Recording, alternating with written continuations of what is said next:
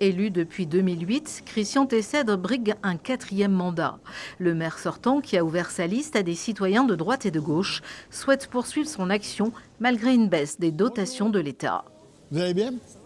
Oui. Mon objectif, c'est de rassembler une nouvelle équipe renouvelée, engagée, motivée, au service des Ruthénois, pour poursuivre tout le travail qu'on a fait pour faire que cette ville soit belle, forte, durable, bien gérée, et aller beaucoup plus loin pour la prise en charge du vieillissement, pour la dynamique auprès des jeunes, pour l'embellissement, l'environnement, la dynamique associative.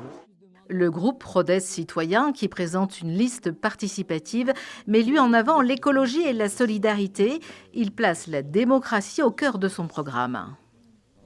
Concrètement, c'est investir dans des comités de quartier qui puissent faire émerger des propositions propres au quartier, des comités d'association également, pour que la vie associative puisse faire remonter des propositions pour la vie de propres associations, et un comité de vie économique également.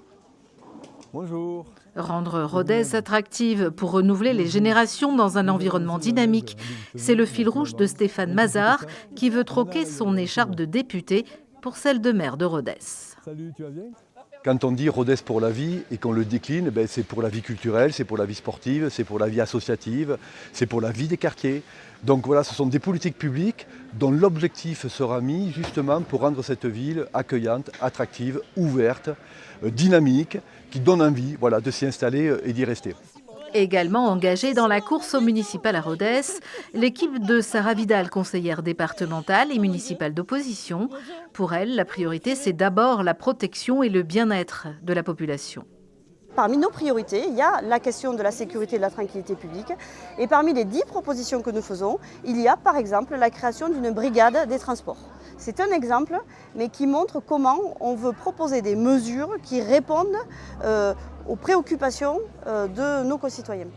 Jean-Philippe Chartier, lui, ex-Rassemblement national, n'est pas encore sûr de pouvoir se présenter à Rodez, faute de colistier.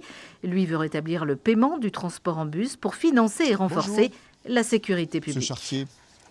En l'occurrence, donc, une augmentation du nombre des policiers municipaux qui seront multipliés par 2 au moins, et puis multiplier le nombre de caméras de vidéosurveillance, donc au moins multiplié par 10.